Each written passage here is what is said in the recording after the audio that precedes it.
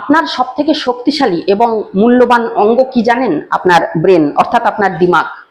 আপনি কোনো কিছু কাজকে বাস্তবে রূপায়িত করার আগে আপনি সেটা কিন্তু আপনার ব্রেনে কল্পনা করেন, অর্থাৎ ইমাজিন করেন, এবং সেই ইমাজিনই আপনাকে এগিয়ে নিয়ে যায় আপনার সফলতার পথে। যেমন ধরুন 1969 সালে নীল আর্মস্ট্রং চাঁদের মাটিতে প্রথম পা দিয়েছিলেন।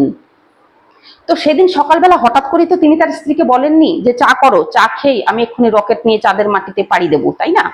তো সেই চাঁদের মাটিতে পাড়ি দেওয়ার আগে নীল আর্মস্ট্রং কিন্তু বহু বছর আগে থেকে সেটাকে ইমাজিন করেছিলেন, অর্থাৎ কল্পনা করেছিলেন, এবং তার সেই কল্পনাকে বাস্তবে রূপ দেওয়ার জন্যই কিন্তু সেই পথে তিনি প্রবল চেষ্টা করেছিলেন, এবং সেই চেষ্টাই কিন্তু তাকে তার সফলতার দিকে অগ্রসর করেছিল, অর্থাৎ তিনি সফল হয়েছিলেন। সেরকমই যদি আপনি সফল হতে চান, তো আপনার লক্ষ্যটাকে আগে ইমাজিন করতে হবে যে আপনি কি হতে চান, এবং সেই ইমেজিনই আপনাকে আপনার লক্ষ্যের পথে নিয়ে যাবে, অর্থাৎ আপনাকে দিয়ে কাজ করিয়ে নেবে আপনাকে সফল হওয়ার জন্য। সেই জন্য আপনাকে আগে ইমাজিন করতে হবে আপনার দিমাগে।